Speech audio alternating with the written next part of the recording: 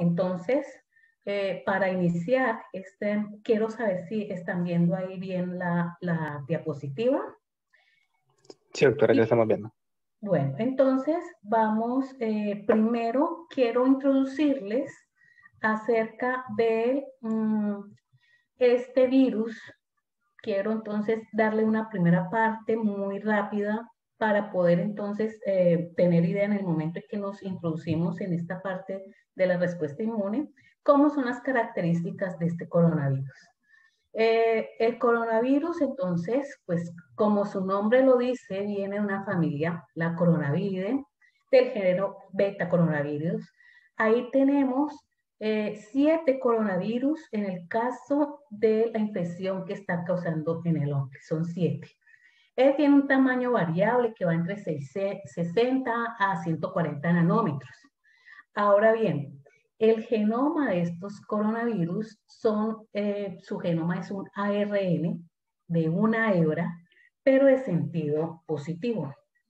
Tiene más o menos un tamaño de 3.000 nucleótidos y a través del análisis de su secuencia genómica, se ha visto que tiene mayor similitud con los coronavirus aislados de ciertos animales como son los murciélagos. Ahora bien, entonces aquí están ejemplificados los 7 tipos de coronavirus que nos están causando infección en el humano. Sin embargo, de esos 7 son 3 realmente los que han causado brotes pandémicos. En el 2002 surgió en China también un coronavirus asociado a una neumonía severa, un síndrome respiratorio agudo severo. Posteriormente, hizo su afectación, pues además de China, a varios países del Oriente, Estados Unidos y algunos países de Europa. Hacia el año 2012 ocurrió otro brote de un coronavirus mucho más mortífero que el primer coronavirus asociado a este síndrome, y este surgió en Arabia Saudita y se diseminó en el Medio Oriente, causando también una neumonía severa. Y se le dio entonces el nombre del coronavirus que causa el síndrome respiratorio, pero en Medio Oriente. Y como ustedes ya saben, pues actualmente tenemos un segundo coronavirus que nuevamente entonces se inicia en una provincia de China y es el causante entonces de esta actual pandemia. Y aquí en esta diapositiva podemos ver las características en cuanto a su tropismo y con eso también al proceso infectivo. Los 4 coronavirus que están ejemplificados en la diapositiva, en el primer esquema, estos virus, pues todos entran en forma respiratoria inhalada. La principal forma de transmisión son las gotas suspendidas que quedan en el aire y las inhalamos. Ese es el principal mecanismo, el aire. Los coronavirus habituales que circulan y siempre han circulado tienen un foco importante y el tropismo se ubica en el tracto respiratorio superior. Entonces, lo que simplemente vamos a ver con estos coronavirus son resfríos, ¿listo? Y se confunde básicamente con los virus del resfriado común, con adenovirus y causan entonces síntomas leves o de tipo asintomático. En el otro extremo tenemos los coronavirus causantes de los 2 brotes pandémicos del 2002-2012, pero como ustedes ven aquí, su tropismo es directamente con el aparato respiratorio inferior y causan estas neumonías severas. Son más mortales comparado con el coronavirus que es causante de la actual pandemia. Como ustedes lo ven, entonces este coronavirus 2, que causa el síndrome respiratorio agudo, severo, comienza de una vez con un tropismo que va desde el aparato respiratorio superior al inferior. ¿Ya? Este síndrome severo que está causando los dos coronavirus pandémicos anteriores causa esta enfermedad severa y tenemos que, por ejemplo, en el caso del MERS-CoV, tiene un 35% de letalidad y el SARS-CoV-1 pues tiene el 10% de letalidad. El SARS-CoV-2 es más exitoso en la infectividad, pero por fortuna es menos letal. Alcanza un promedio más o menos entre 3 a 4% de letalidad. Bueno, tenemos que tiene el tropismo, me refiero sobre todo al coronavirus 2, también se da por contacto, se da a través de secreciones que queden contaminando superficies y pueden llegar entonces a la mucosa, sobre todo a la conjuntiva o llevarlo a la mucosa del tracto respiratorio superior. Y la contaminación fecal oral.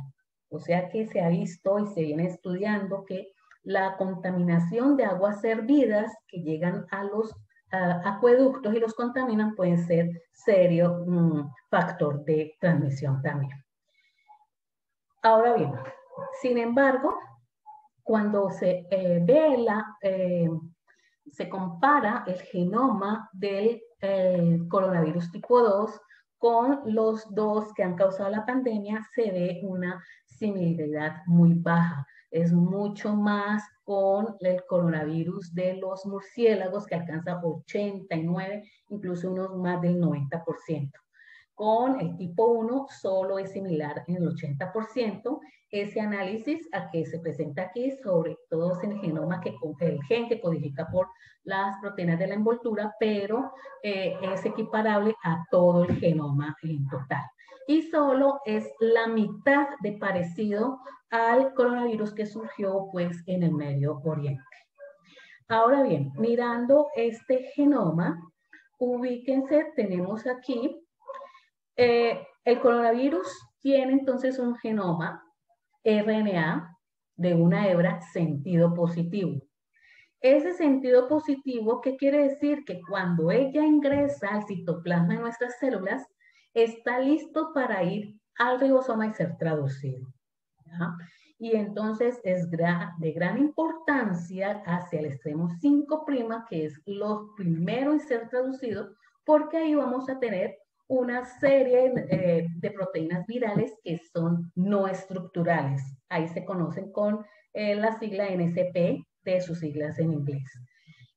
Tiene en total 14 marcos de lectura abierta. Cada marco de lectura abierta da entonces, una vez que se traduce, origen entonces a una serie de proteínas o a una proteína como podemos ver en algunos aspectos. Por ejemplo, el primer marco de lectura abierta, que es el primero que se traduce, hay una traducción temprana, se le dice, va entonces a dar origen a la mayoría de las proteínas no estructurales de gran importancia, porque ahí se van a ubicar, por ejemplo, la NCP12, que es la RNA polimerasa dependiente de RNA, es decir, su RNA polimerasa viral. Inmediatamente el virus ingresa a nuestras células, ese genoma queda libre para el ribosoma y vamos a tener estas proteínas no estructurales y entre esas la RNA polimerasa activa. También tenemos una serie de proteínas, son proteasas muy importantes que se necesita para clivar, ir clivando entonces esas poliproteínas que se producen y entonces quedar como proteínas solas individuales activas. Y también tenemos proteínas no estructurales muy importantes para el ensamblaje viral. A partir del segundo marco de lectura, pues vamos a tener otra serie de proteínas. Hay unas no estructurales, pero están las proteínas estructurales. Y esas proteínas estructurales son las que van a formar lo que es la cápside, es la proteína N, forma la nucleocápside. tenemos la proteína, este virus es envuelto, y al ser un virus envuelto quiere decir que cuando va a salir de nuestra célula sale por gemación, se roba parte de nuestra membrana y ahí sale unas proteínas que él tiene, que es la M, la proteína de la membrana, y la de la envoltura. Y finalmente, lo más externo, con lo cual el sistema inmune va entonces a interaccionar con el virus, es esta proteína S, espícula, esto de espina, espícula. Y es entonces la que le da esa forma, el nombre a los coronavirus, porque se ubican estas espículas alrededor y da una forma como si fuera una corona. Es, además de esa, la que da el tropismo, es decir, es la proteína S interactúa con nuestros receptores celulares y una vez que interactúa, puede entonces el virus hacer su proceso de fusión y luego ingresar a la célula. Y como ven aquí, queda el RNA libre, listo para ser traducido porque es de sentido positivo.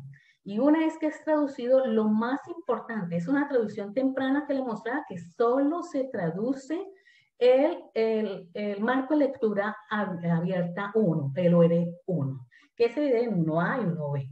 Y hacia el 1B pues se encuentra la RNA polimerasa dependiente de RNA. Ella comienza entonces inmediatamente a tomar moldes de ese genoma en sentido positivo que hay en el citoplasma y comienza a hacer otro molde de RNA de sentido negativo que va a servir de molde para hacer RNA de sentido positivo. Ese RNA de sentido positivo, uno va a ser protegido por varias proteínas no estructurales, NSP, y otro RNA, sobre todo hacia la parte entonces del segundo marco de lectura, comienza a ser traducido y va a formar entonces las proteínas estructurales para ir entonces formando el virus, para que se vaya entonces formando estos viriones, y proteínas no estructurales que ayudan a ese ensamblaje.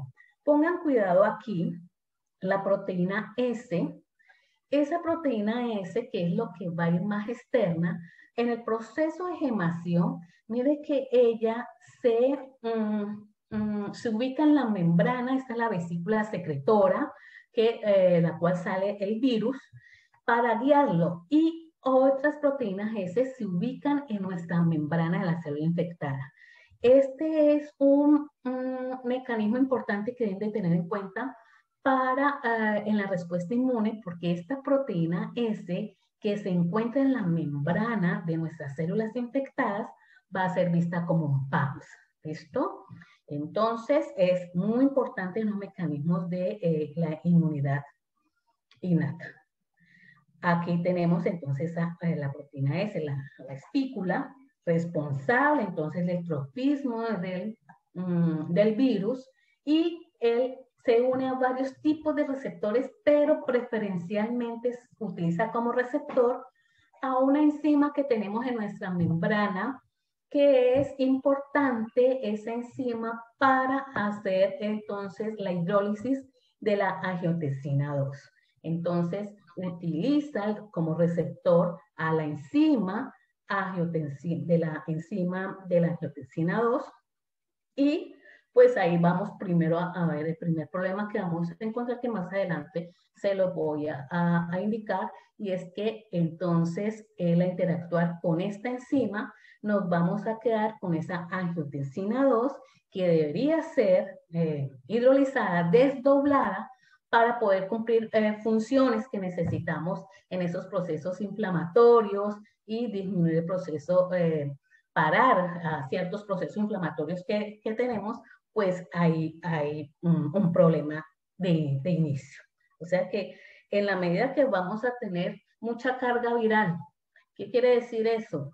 Que si nos vamos a estar exponiendo mucho al ambiente, un ambiente enrarecido donde hay mucha posibilidad de que el virus esté en el aire, y vamos a inhalar entre mayor cantidad de virus, más carga viral, más entonces estos virus van a utilizar estos receptores y entonces el proceso infeccioso va no solo a ser mayor, sino el proceso inflamatorio también se va a aumentar, y ya lo vamos a ver por qué. Entonces, les decía, ahí está la micrografía electrónica que muestra los coronavirus. Este es el coronavirus, el COV2, que produce el SARS-CoV-2, pero lo tenemos sus espículas, la proteína S, muy importante. Eso es lo que ve el sistema inmune. O sea que en el desarrollo de vacunas y en la respuesta inmune ante la segunda infección, va a ser de gran importancia esa proteína S, porque contra ella hay que producirse, la respuesta inmune. Y bueno, lo vemos acá en el esquema al lado derecho, pues está el coronavirus. Además de eso, además de que contra él se va a montar la respuesta inmune, vamos a tener entonces que es la que le da el tropismo al virus y poder entonces llegar a colonizar y luego infectar muchos tipos de nuestras células. Y bueno, como les decía, el receptor más importante que utiliza pues es esa angiotensina 2. Y ahí está la proteína, que esa proteína S, muy útil para ellos, está formado, es un trímero, es decir, está formado por 3 cadenas, ¿listo? Y aquí ven las verdes, son cadenas de simplemente alfa hélices, pero tenemos otro trímero que es hojas plegada beta. Entonces se arregla, aquí lo podemos ver, las 3 cadenas. Sin embargo, ese trímero va a tener 2 dominios. Tiene un dominio que es con el que va a interactuar con nuestros receptores celulares inicialmente, y tiene el dominio, ese se llama el S1, y el segundo dominio con el que está anclado a la célula, al virus, ¿listo? En la membrana del virus. Sin embargo, ese dominio S2, luego vamos a ver, es importante en el proceso de fusión. Entonces aquí está la espícula, entonces son trímeros, pero ese trímero forma 2 dominios. Uno que ustedes lo ven ahí como una forma de roseta, que es el S1, y el tallo, que es el S2. Y bueno, entonces preferencialmente va a utilizar como receptor a esta enzima, a la enzima de la angiotensina 2, pero no se requiere solo la interacción. Se necesita, además de esto, que el virus interactúe con nuestra membrana en un proceso de fusión, y por lo tanto hace falta otra proteína que tenemos en nuestra membrana, como es la serinproteasa transmembranal 2, que está ahí de color morada.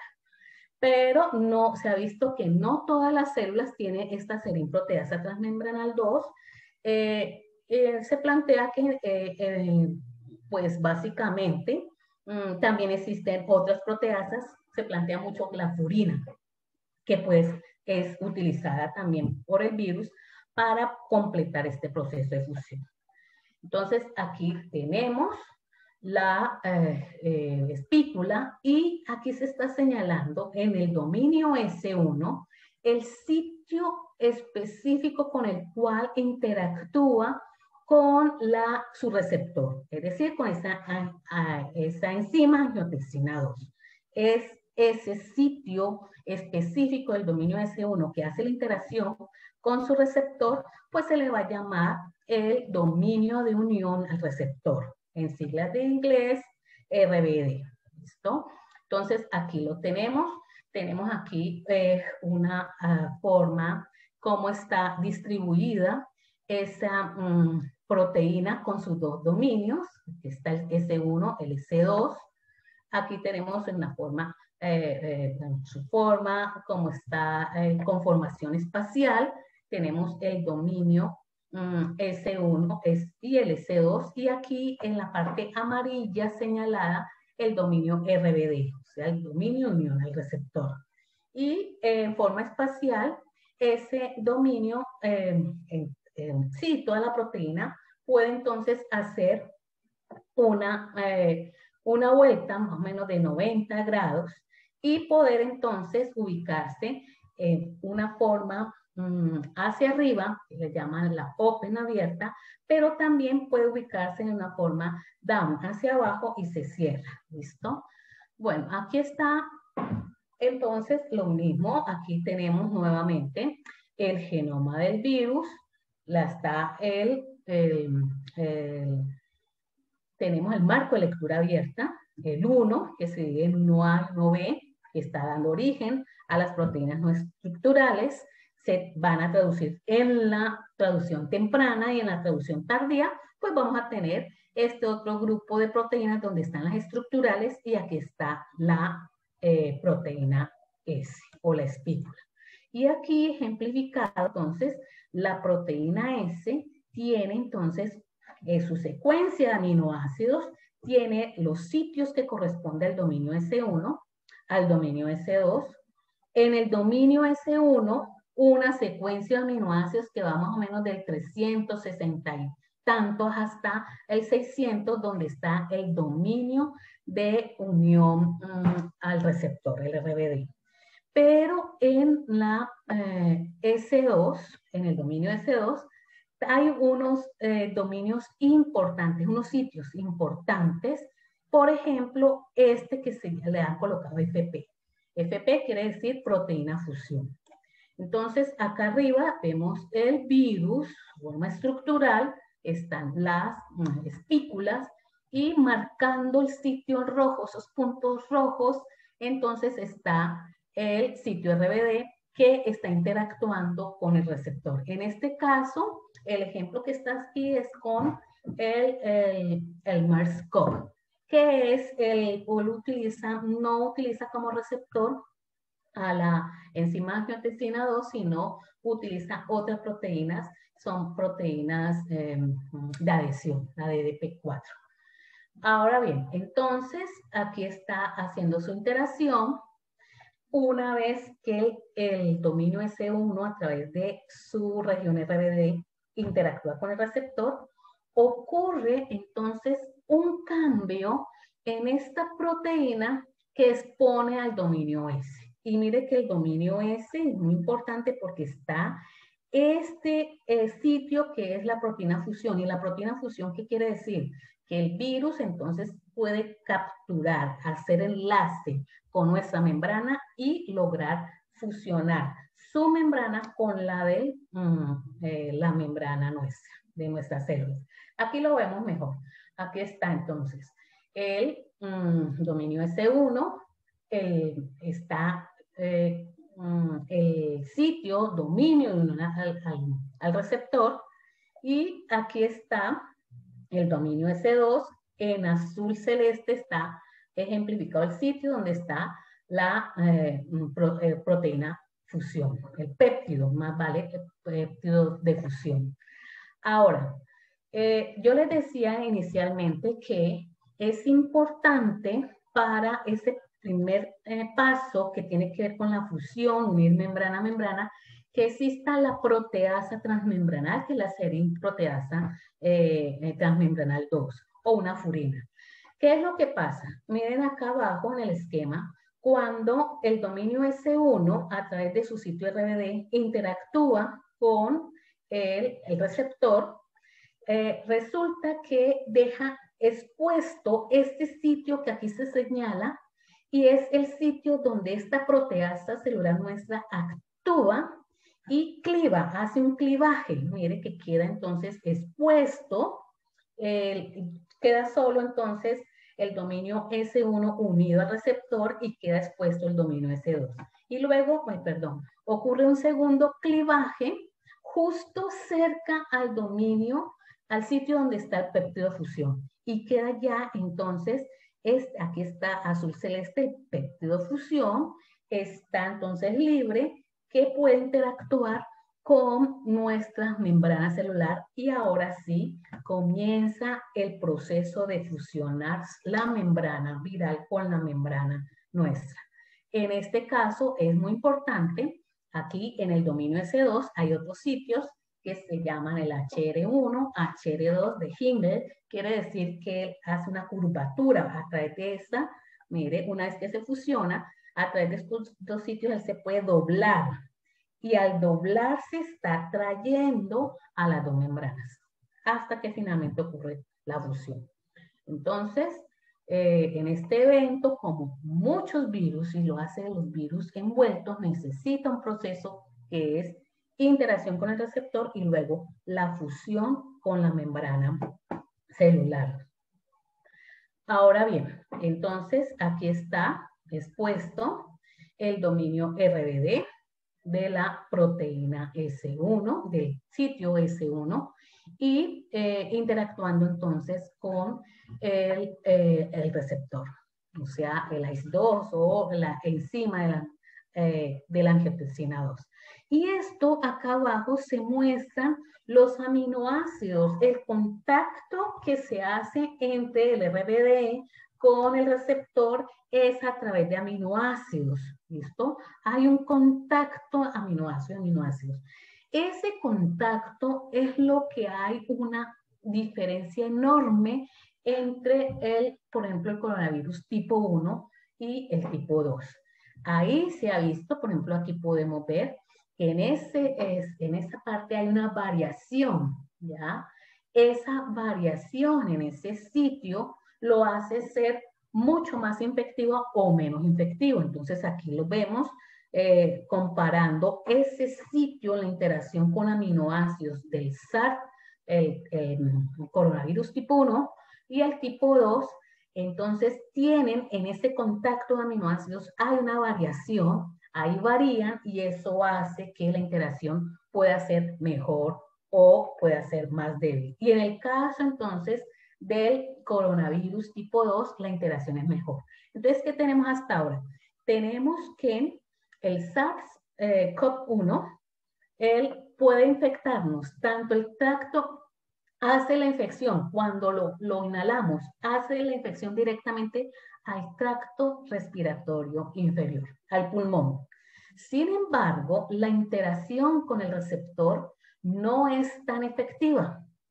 Y eso hace entonces que a pesar que hace un síndrome severo agudo, no, el síndrome severo entonces no se va a presentar en toda la población que le infecte. Eso depende mucho del contacto.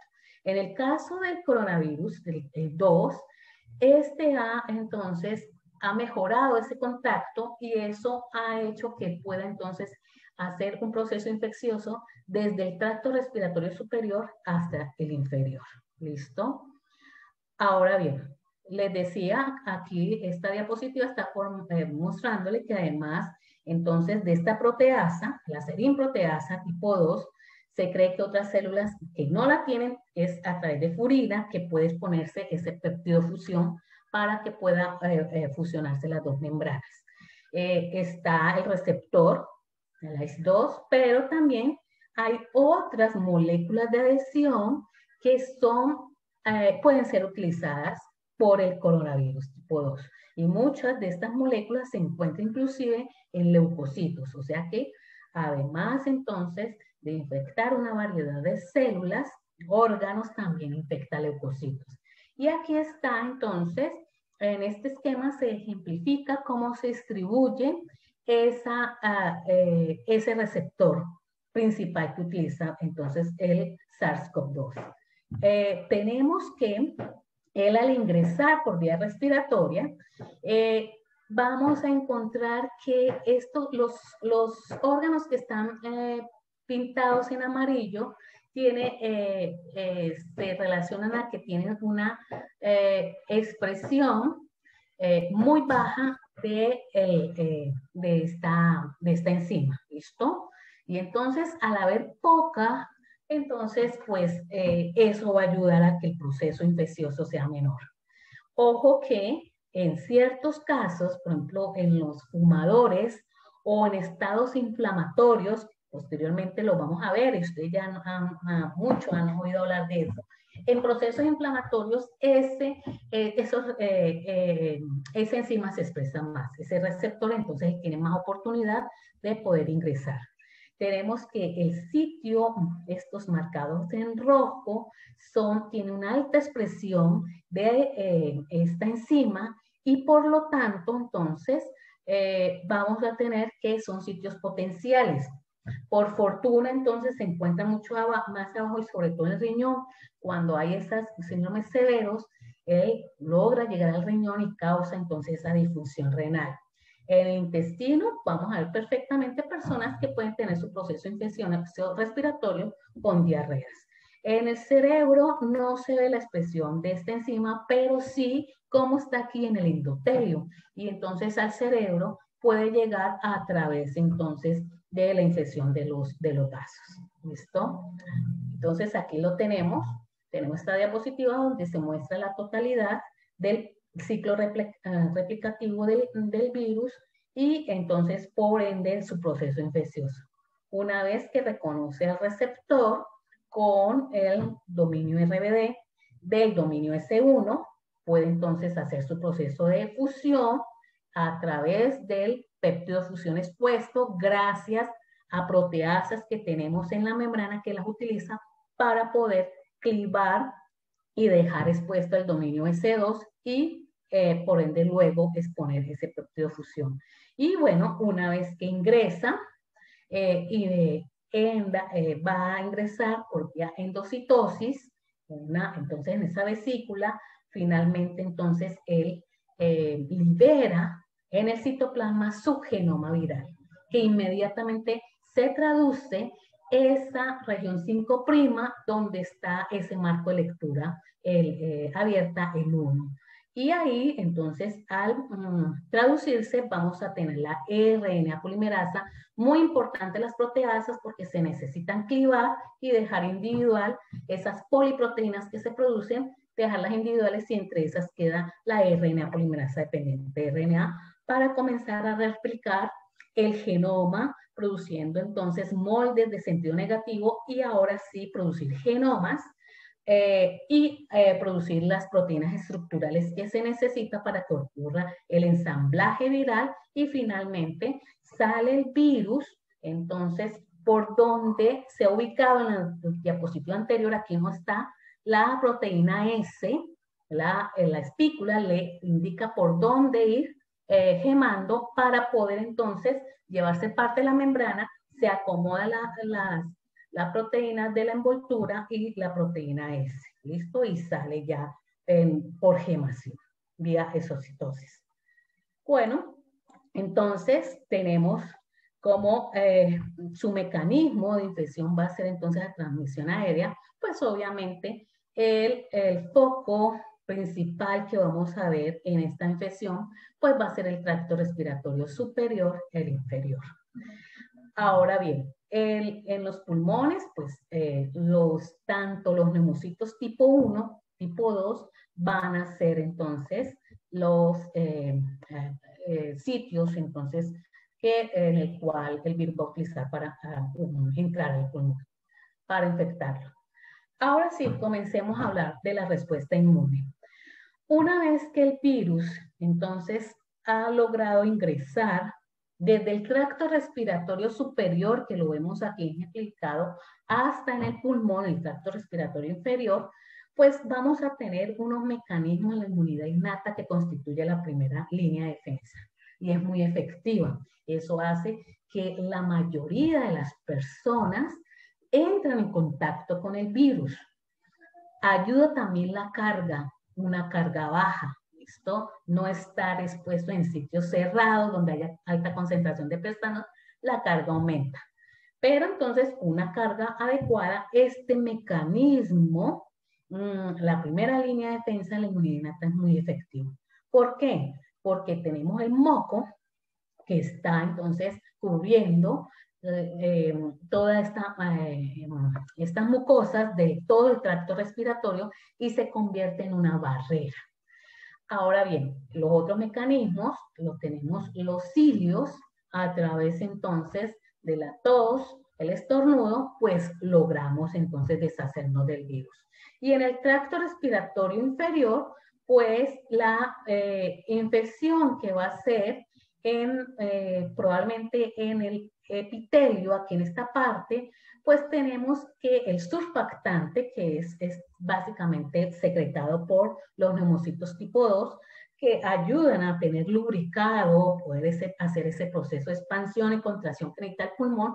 También este surfactante hace parte de estas proteínas pentaméricas que están haciendo además un proceso de protección. ¿Por qué? Porque es capaz de envolver el virus e impedir que pueda hacer contacto con las células pues, del pulmón.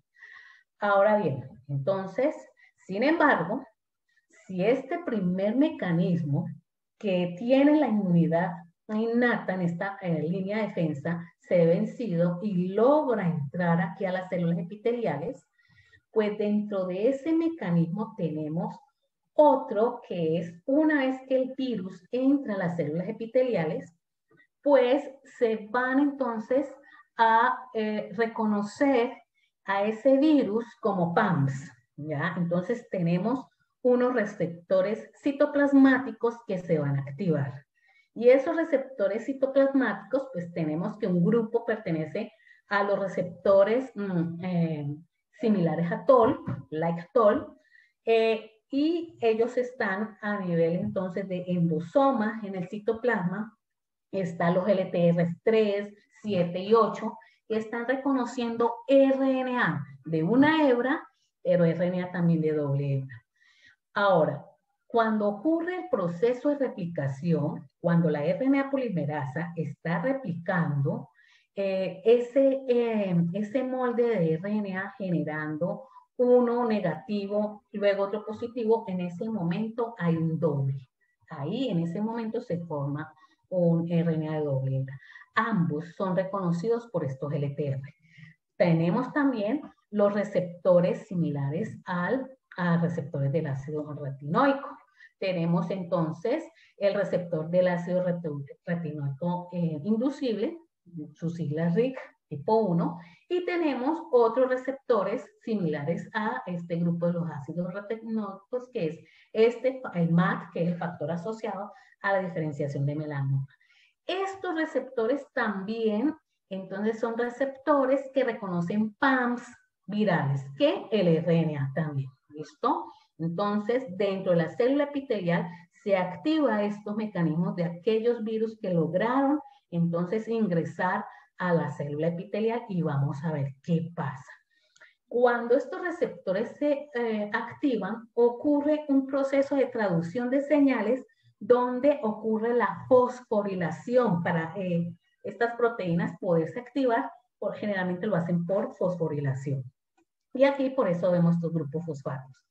El último en recibir esa señal de fosforilación son factores que son de transcripción. Es decir, proteínas que están en el citoplasma y una vez que se activan, es decir, reciben un grupo fosfato, son capaces de entrar al núcleo y se unen a una región promotora específica de un gen. En este caso, entonces, tenemos que a través de la activación de este grupo de receptores, los RLR, se va a activar factores de transcripción que causan la activación del interferón. Entonces, se activan factores inductores del interferón. ¿Listo?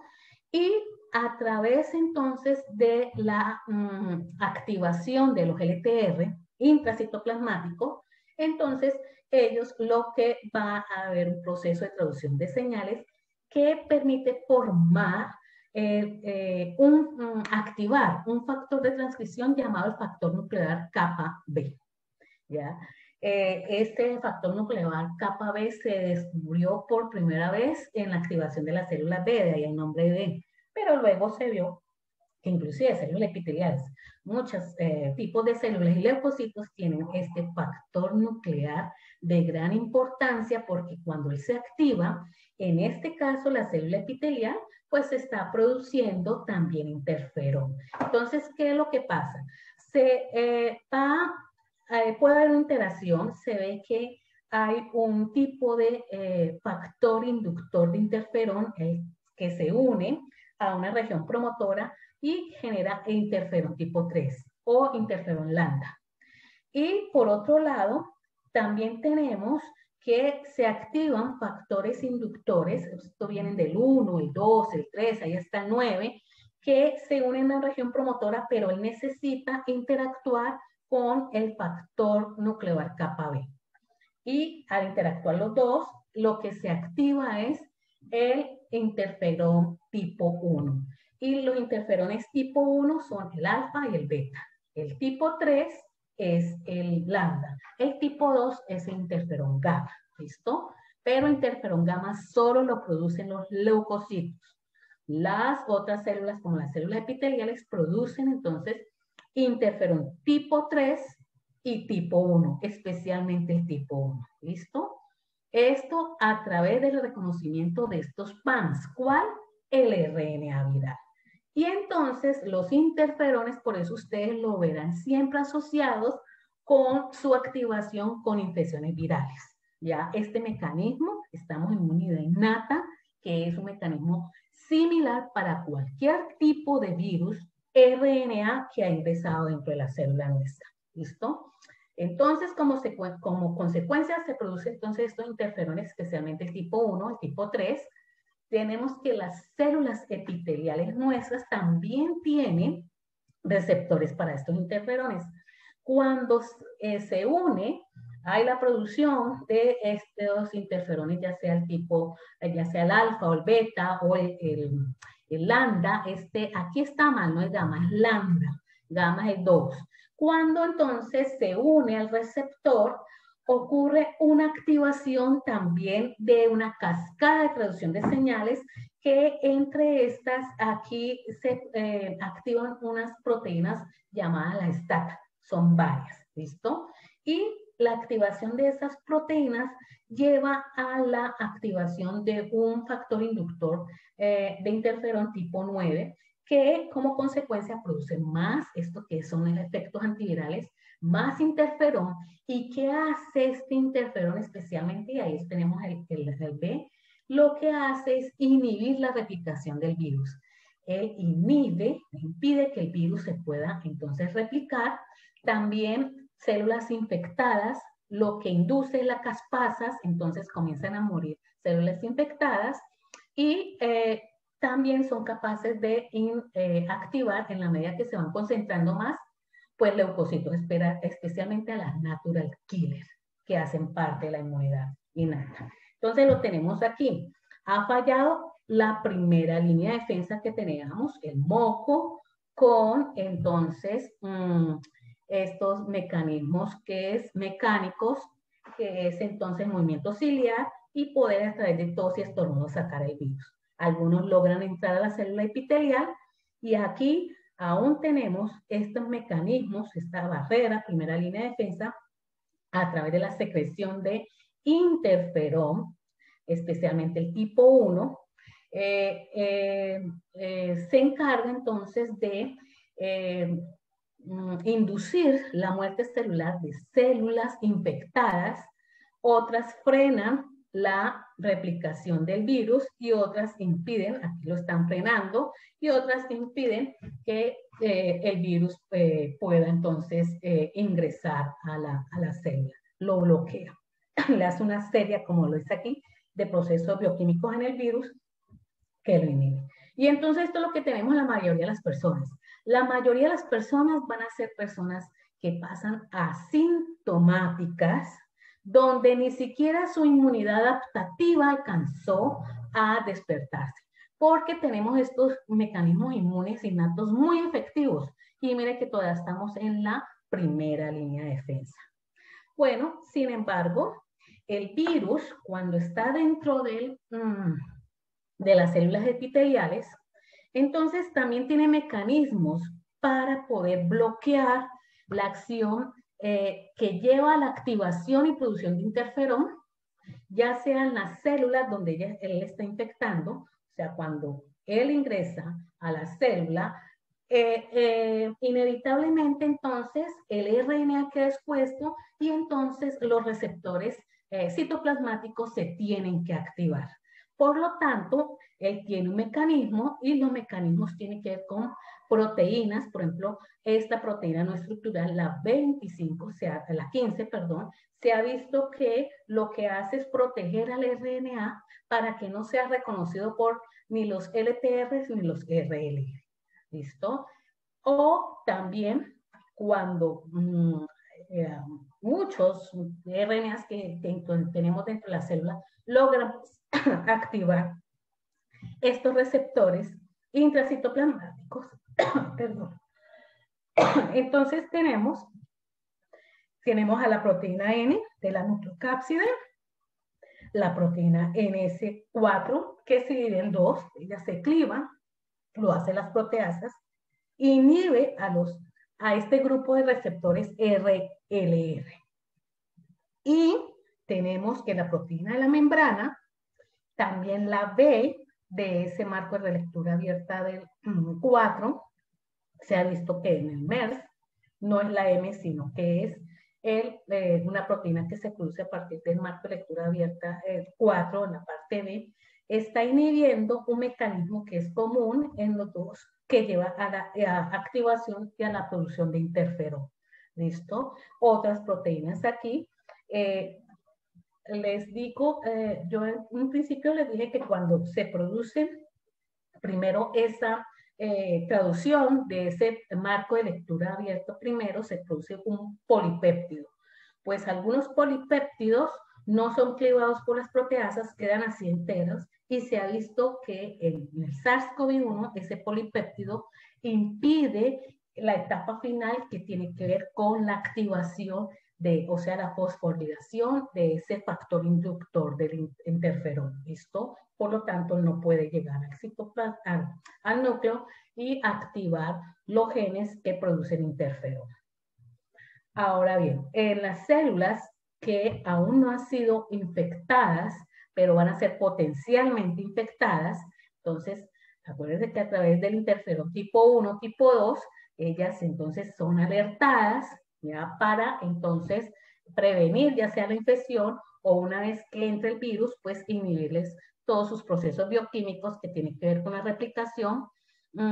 Y aquí tenemos entonces las proteínas de la no estructural 1, que se ha visto en el coronavirus tipo 2, que inhibe esta activación de la estatas.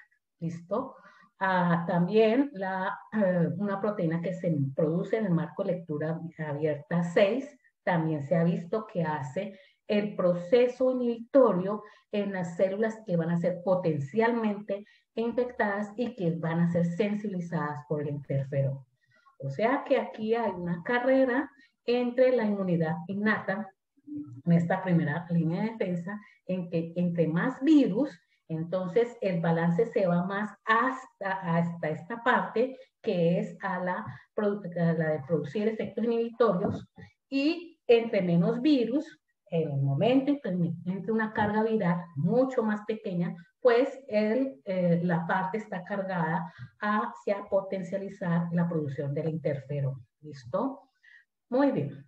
Entonces, una vez que el virus ha logrado vencer esta primera línea de defensa, ha logrado entonces infectar, hacer efectiva la infección en las células epiteliales, pues logra entonces pasar esta barrera y ya se encuentra entonces con los macrófagos, células dendríticas, las natural killer que están a nivel intersticial.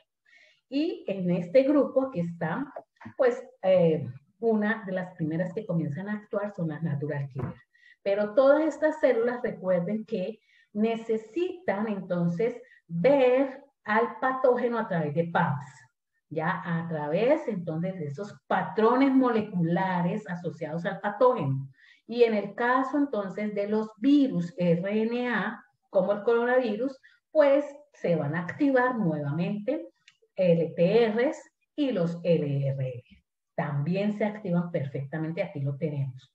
Y aquellas células que logran ser lisadas, obviamente el proceso de generación daña a células, pues estas células lisadas liberan al espacio extracelular contenidos celulares que antes no estaban y son vistas como DAPs, patrones moleculares asociados a datos, ya sea a través de PAMS, es decir, el RNA del virus o a través de DAMS,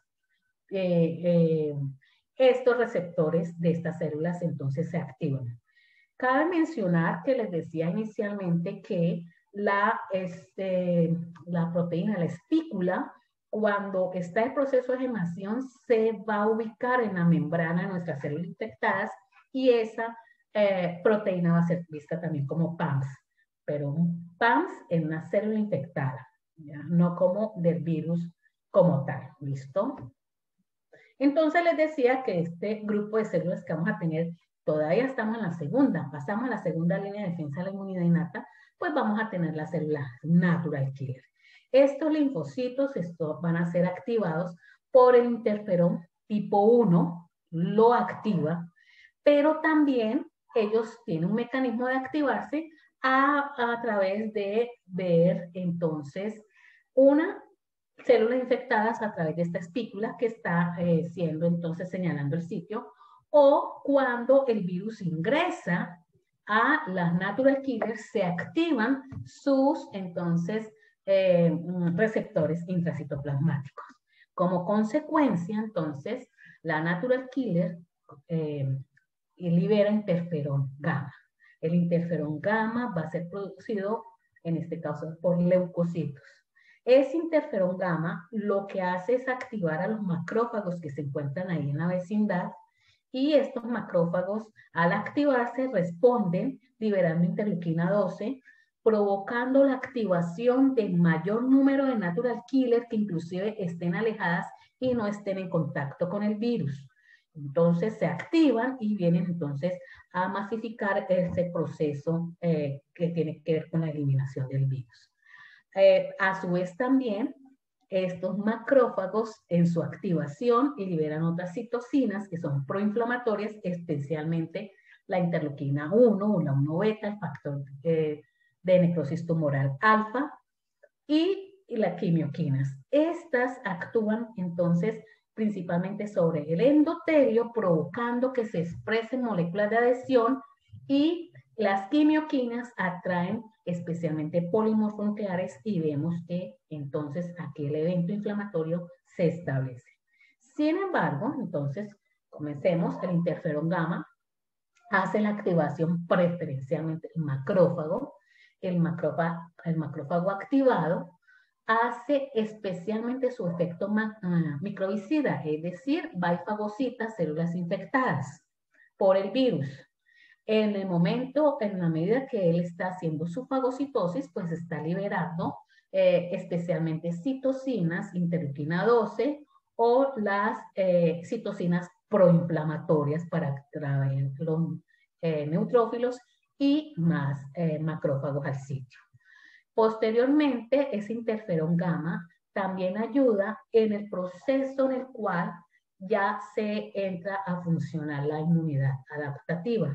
Cuando entonces la célula presentadora de antígeno va y se desplaza hasta el ganglio o en la parte, si estamos en la mucosa, en el sistema GALT, es decir, toda esta mucosa que es difusa, que tiene acúmulos de linfocitos del tejido linfoide, ahí hay linfocitos. Las células presentadoras de antígeno, especialmente las células dendríticas, comienzan con el interferón gamma a ser estimuladas y lo que ellas hacen entonces es madurar y comenzar entonces a expresar MHC, tanto MHC1 como MHC2. ¿Listo? Entonces, el interferón gamma es especialmente importante también en la activación de la inmunidad adaptativa cuando entonces esta segunda línea de defensa en la que estamos de la inmunidad innata no es capaz de controlar la infección viral. Y lo que les decía, la interleuquina 12, que es la respuesta primaria que da el macrófago ante el estímulo interferón gamma, pues entonces pues está haciendo su efecto en la inmunidad innata, en las natural killer, pero también en la inmunidad adaptativa. Vamos a ver cómo esta interleuquina 12 estimula y es una tercera señal importante para que se produzca un grupo, una subpoblación de linfocitos T ayudadores que van específicamente entrenados a controlar infecciones virales. todo a través de, nuevamente, liberación de este interferón gamma. Bueno, volviendo otra vez a las natural killer activadas, bueno, entonces ya sabemos que su activación provoca la liberación de interferón gamma, pero por otro lado, esta activación provoca que ellas entonces liberen perforinas. Esas perforinas se van a insertar en nuestra membrana, nuestras células que están siendo infectadas, y a través de ellas pasan estas granzimas, y las granzimas cuando entran a nuestro citoplasma lo que hacen es activar las caspasas.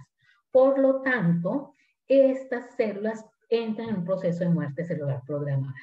Vale decirles que las perforinas, si por algún motivo la infección viral inhibe las granzimas o está la célula bloqueada, que no deja entrar estas granzimas, pues las perforinas hacen su proceso de muerte celular, pero ya no por apoptosis, sino por necrosis.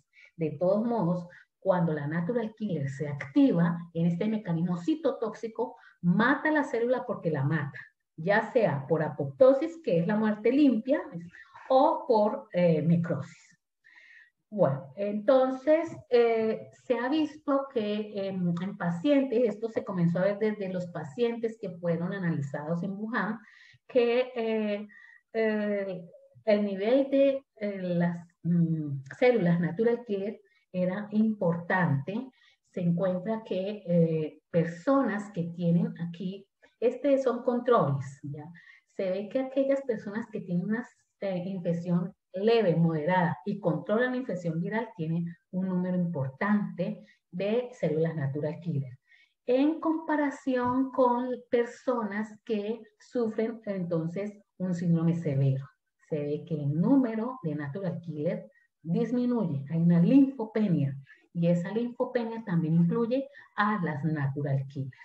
Aquí, entonces, comparando personas que tienen el SARS-CoV-2 y manifiestan una infección que lo logra eliminar, pues comparado con control, tienen un nivel alto de estas células natural killer. Y acá entonces comienzan a medirse marcadores, por ejemplo, este marcador es para células natural killer, y se ve cómo entonces en personas con un síndrome severo comienza a disminuir el número de natural killer a través de este marcador que es de ellas. Hay una disminución de interferón gamma, obviamente, en forma indirecta, pues si hay menos interferón gamma es porque hay menos natural killer. También se ve la interleuquina 2. La interleuquina 2 es una citocina muy importante cuando ocurre la activación de los linfocitos, sea natural killer, se libera esa interleuquina 2 para hacer expansión clonal. ¿Listo? Eso es una consecuencia de la activación. Pues se ven personas con síndrome severo que esas células marcadas, población de natural killer que produce interleuquina 2 está disminuida. Lo mismo la granzima y el factor de necrosis tumoral. El factor de necrosis tumoral, a pesar de que no se lo mostré, también es liberado. No solo libera interferón gamma, sino factor de necrosis tumoral.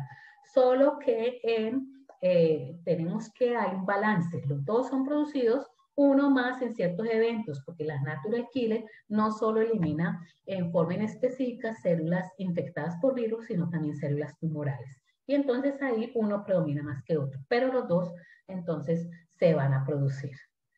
Bueno, entonces tenemos que estas natural killer, se ha visto que cuando en una exposición temprana hay una producción de interferón tipo 1 que las estimula, ellas llevan a la producción, una buena producción de interferón gamma.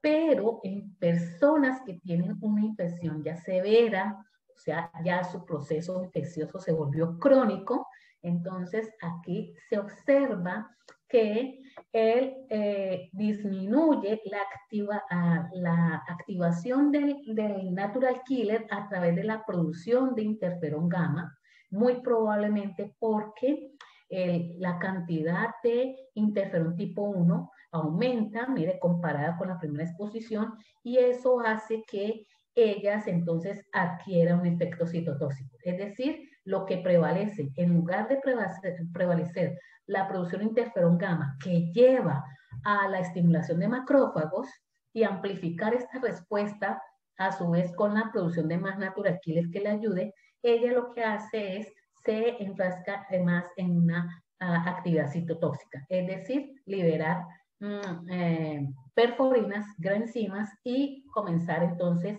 a hacer lisis, más que producción de interferón gamma para aumentar entonces esa amplificación de la respuesta. Ahora bien, la otra célula importante en esta segunda línea de defensa son los macrófagos. Los macrófagos activados con el interferón gamma, pues entonces ellos, una vez que reciben esta señal, dejan su estado basal y pasan a un estado activado. Se llaman las M1, ustedes han oído hablar de ellas. Estos macrófagos de esta forma, activados, ellos liberan la interleuquina 12, como ya se las mencioné anteriormente, activando natural killer, pero también comienza a liberar citocinas proinflamatorias, atrayendo neutrófilos y otros macrófagos que entonces se exacerba ya y se acentúa el proceso inflamatorio. Estos macrófagos hacen este proceso a su vez con la activación de su actividad fagocítica, y recuerden que cuando el macrófago actúa en la fagocitosis, lo que hace es entonces destruir ese fagosoma a través de la activación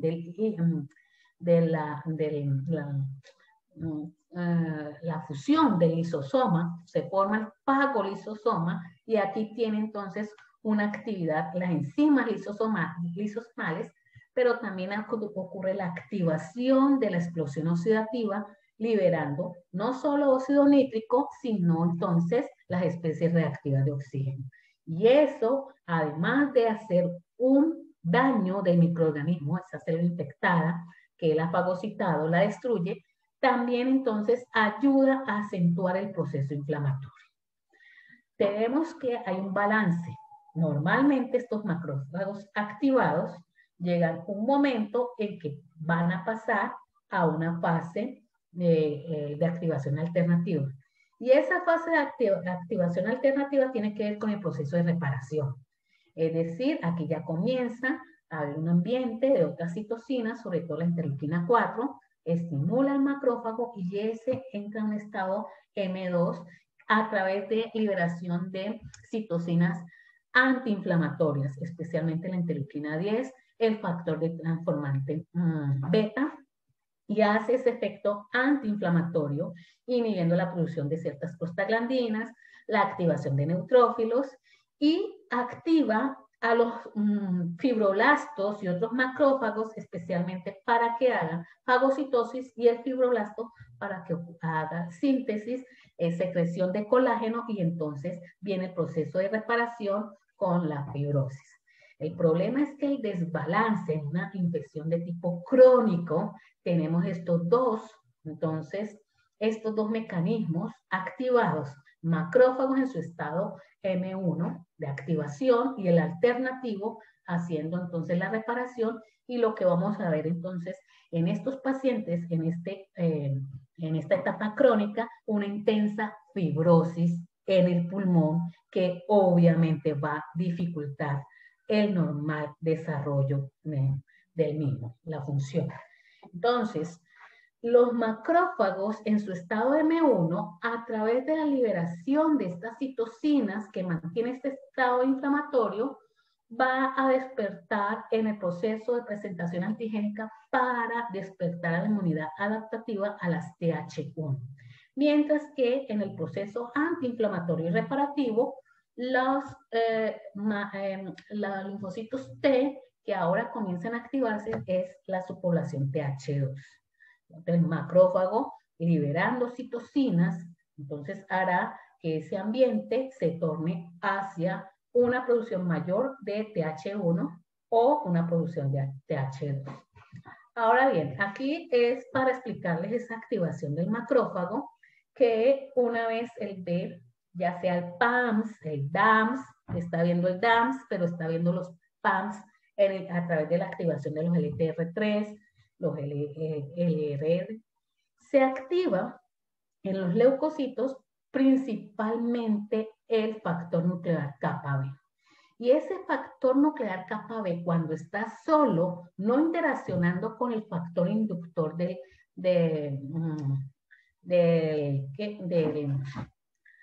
interferón, y está solo, él se va y se une a una región promotora que entonces provoca la activación de genes que codifican por citocinas. ¿Cuál es la citocina? Entonces, la tipo 1, la interleuquina tipo 1, luego hay un switch a la tipo 6, menos cantidad, la produce, pero la produce, y el factor de necrosis tumoral, ¿listo?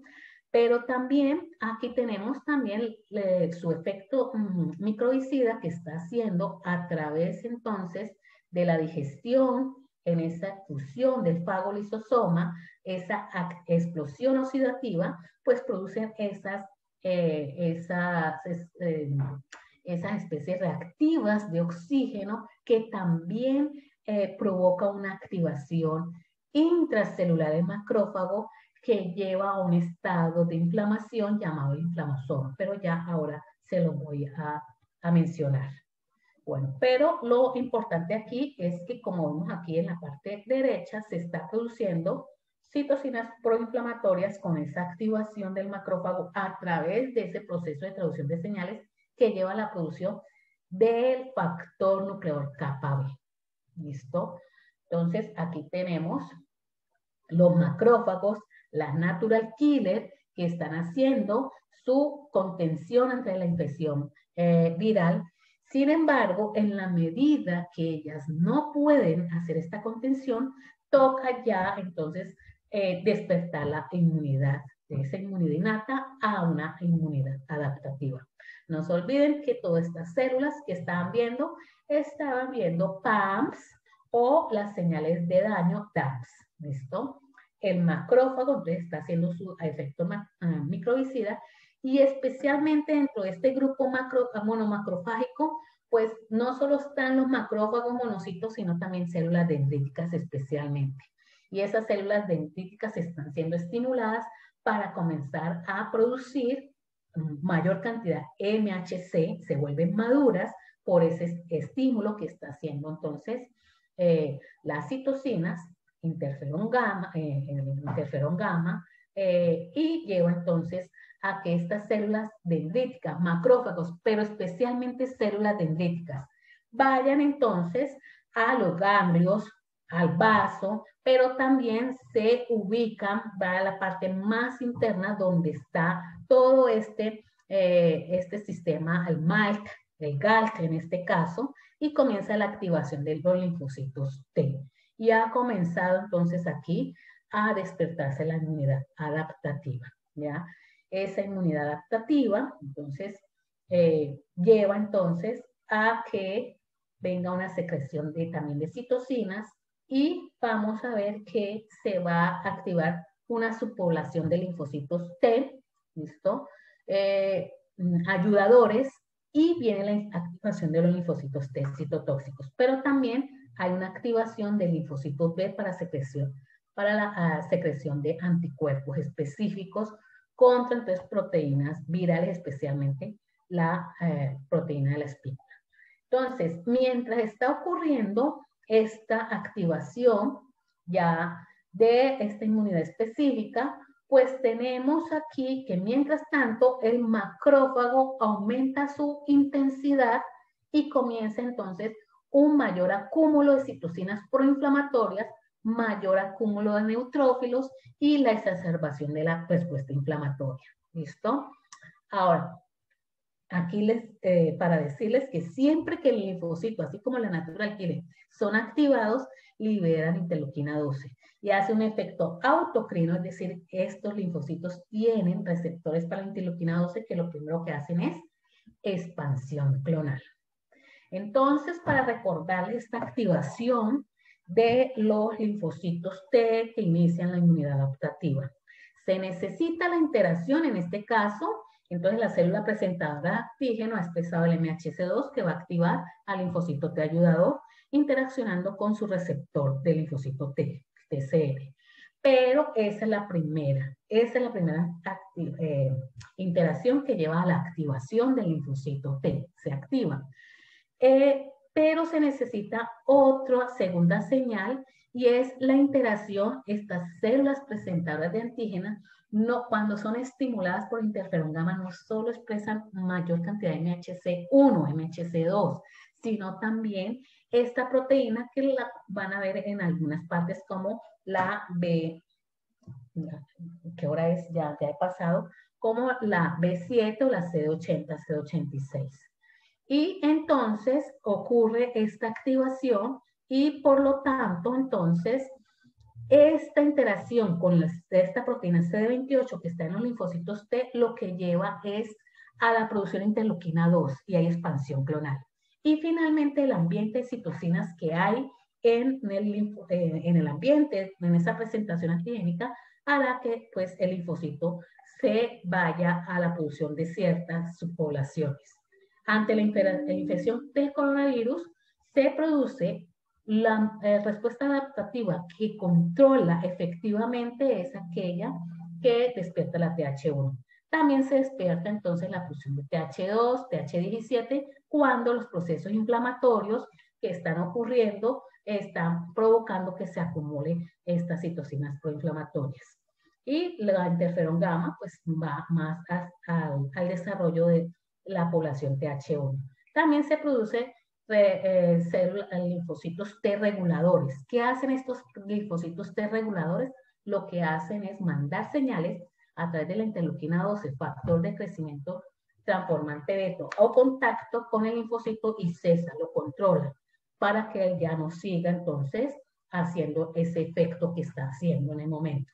No se olviden que siempre que hay esa activación, se necesita liberación de interleuquina 2, eso lo hace el linfocito para que haya expansión clonal. Cada que hay esta expansión clonal, se produce un grupo de células efectoras que van a cumplir la infección en ese momento que se está presentando, pero siempre quedan células de memoria. Ahora bien, los otros, a través de la activación del TH0, la TH1, está activando a los linfocitos T citotóxicos, ¿listo? Y ellos van a hacer su efecto sobre las células, matándolas y liberando, igual que las natural killer, perforinas, granzimas, apoptosis, pero también tiene otro mecanismo para activar la apoptosis y es a través de la expresión de ligandos que activan los receptores de muerte que tenemos todas nuestras células. Y cuando el ligando se une, esa célula nuestra con la que ha interactuado, que está infectada con el virus, entra en muerte celular programada. Las natural killer, estas diferentes subpoblaciones, pues siguen haciendo su efecto, estimulando macrófagos. Los macrófagos, ya saben, pueden entonces seguir siendo estimulados por las TH1 que libera interferón gamma, pero el macrófago, no se olviden que está liberando interleuquina 12 y la interleuquina 12 es muy importante para que ocurra la formación de las TH1. Ahora bien, entonces aquí tenemos todo este mecanismo de inmunidad celular que a través de las TH1 lleva entonces a la activación de los linfocitos TCD8, los citotóxicos, para que ellos hagan su función. Y entonces, otro mecanismo importante cuando se produce una célula efectora es que ella expresa esta proteína CD40L. Esa proteína CD40L la hace diferenciar a una célula T virgen, ¿listo? Entonces se reconoce que es efectora porque expresa esta CD40L que es capaz de activar a macrófagos que no necesariamente han visto el microorganismo o mejorar entonces la presentación antigénica de macrófagos que están entonces ya haciendo su efecto microbicida y necesita entonces estimularlos para que le hagan presentación antigénica. Ellas también entonces permiten entonces a través de la liberación de interferón gamma la acción de los linfocitos B que más ahora se les voy a mostrar y obviamente entonces hay un mecanismo efectores que lleva entonces a través de la liberación del factor de necrosis tumoral a activar neutrófilos. Ahora bien, entonces aquí ya tenemos, aquí rápidamente, hay la activación de la inmunidad celular, donde las TH1 son las importantes, y hay una activación de la inmunidad tumoral a través de la activación de las TH2. Y esas TH2 se activan porque comienza a haber un ambiente, interleuquina 4, a través de los interleuquina 10, sobre todo a través de los macrófagos cuando pasan a su estado M2, listo, al estado alternativo. Por lo tanto, esta inmunidad humoral, pues aquí está este ambiente, lleva entonces a la producción, que se produzca esta subpoblación TH2, que a través de la liberación de interleuquina 4 estimula los linfocitos B, ya sea liberando inmunina M, posteriormente G, y vamos a tener la A en el epitelio respiratorio. Estos tres inmunoglobulinas son las que van a ser efectivas. Hacen un proceso de opsonización, es decir, mejoran la fagocitosis, pero también hacen un proceso de neutralización del virus. Y también bloquea la inmunidad secretora, se une en el epitelio y tapa entonces a la expresión impide que el virus interactúe con el receptor. Bueno, entonces la inmunidad adaptativa, muy importante, porque esos anticuerpos que les decía, neutralizantes que se van a producir, especialmente la inmunina G, la tipo 1, va dirigidos contra el dominio unión, el RBD, en la espícula, y impide entonces, al unirse, que ésta se pueda unir al receptor. Entonces aquí tenemos de las inmunoglobulinas G, de las 4 tipos, subtipos, la inmunina G1 es muy importante en las infecciones virales y obviamente en el coronavirus. Y se ha visto aquí en esta región, uno le llama el parátope, pero ahora le llaman más la región determinante de complementariedad, que interacciona con el epítope, o la región determinante, en este caso, ¿cuál? La región RBD, que está aquí en verde. Con esa interacción, estos otros sitios se ha mostrado que pueden interactuar, pero resulta que cuando los sitios de estos aminoácidos están glicosilados o metilados, disminuye esa interacción. Por fortuna, en el sitio RBD no está glicosilado, entonces la interacción es efectiva y hace un proceso neutralizante. Se han hecho estudios y se ha encontrado que los pacientes, a medida que aumentan la edad, son más añosos, tienen una mejor respuesta de anticuerpos una vez que han sufrido el proceso inflamatorio. ¿Listo? Entonces, se ve que comparados con personas menores de 40 años, a medida que incrementa la edad, hay una mayor concentración de anticuerpos. Y esos anticuerpos se producen contra la proteína S, el dominio S1, S2 y la región RBD, que es la más efectiva para hacer su neutralización. También se producen, como está aquí, la M, la G, siendo la M, entonces, producida a partir del 21 días, no se detecta ya en los primeros 7 días, hay una buena producción, luego comienza a disminuir, y vemos que la A puede tener una duración más o menos, entonces, a 21 días, pero definitivamente la G dura mucho más de 21 días y es la inmunina G la que se encarga de hacer entonces el proceso de neutralización cuando hemos hecho entonces una primera interacción con el virus o por ejemplo el desarrollo de las vacunas. Entonces aquí tenemos que básicamente entonces la IgG es y sobre todo la tipo 1, pues es la más, se ha visto en los ensayos clínicos y obviamente en el análisis de personas, que es la que más efectiva a causar la neutralización, viendo hasta 2 años. Esto se ha visto con el SARS-CoV-1, ¿ya? Ahora, entonces, esto es producción de anticuerpos neutralizantes. Impide que el virus se una a nuestros receptores. Y la otra, o proceso de opsonización, lo que hace es permitir que el macrófago o el neutrófilo pueda hacer el proceso de fagocitosis mejor. O la citotoxicidad celular dependiente de anticuerpos, como pues las natural killers también tienen receptores que reconocen a la interleuquina y entonces mejora esta interacción con las células infectadas haciéndose ulisis.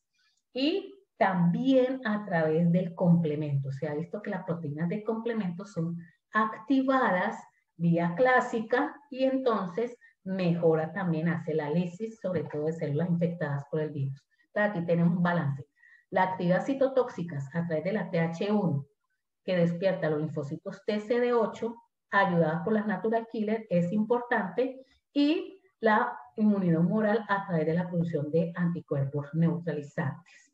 Y además de eso, el papel de los macrófagos, que hace muy efectiva lo que se llama el clearance viral, es decir, la eliminación del virus en este proceso infeccioso. Entonces tenemos que en una primoinfección, entonces hay una activación de estas células de la inmunidad innata, finalmente de la inmunidad adaptativa, generando células efectoras y de memoria. Y estas células de memoria van a ser tanto linfocitos T, CD4, CD8 y va a ser linfocitos B.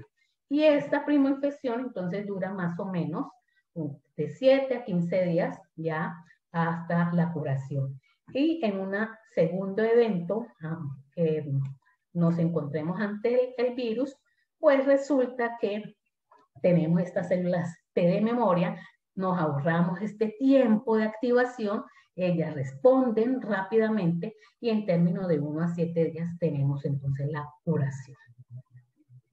Bueno, entonces aquí volviendo a obtener unas señales regulatorias, les decía de los linfocitos T regulatorios que liberan citocinas para frenar el proceso que está llevando los linfocitos T efectores. Entonces los linfocitos T reguladores, ya sea liberando interleuquina 10, el factor de crecimiento transformante beta, cesa entonces la acción que está haciendo la célula efectora. También se ha visto mecanismos que en ciertos momentos ellos liberan enzimas que promueven entonces la apoptosis de esas células efectoras, sea toda célula efectora, sea linfocitos B o linfocitos T, CD8, CD4, una vez que han cumplido su acción efectora, tienen que morir por apoptosis. Y eso lo hacen los linfocitos T reguladores.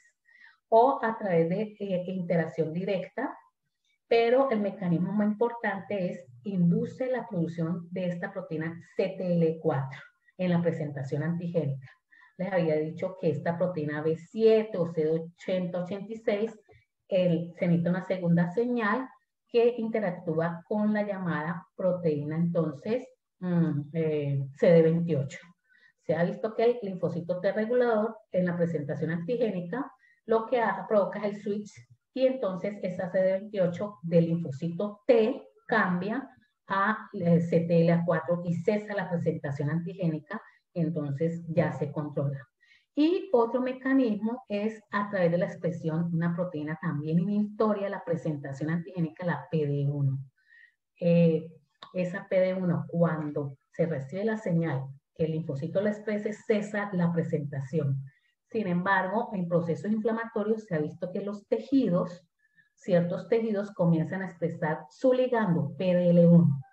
Y si entonces va a ocurrir la interacción del linfocito T, por ejemplo en este caso CD8, y va a matar a esa célula infectada, pero a través de procesos inflamatorios ha provocado que se exprese el PDL1, el linfocito T citotóxico se ancla y expresa el PD1 y no hace la muerte, no daña el tejido infectado con el virus. Eso se ha visto mucho en los mecanismos tumorales, pero también se ha visto en infecciones en una forma indirecta de células infectadas con el virus. ¿Listo?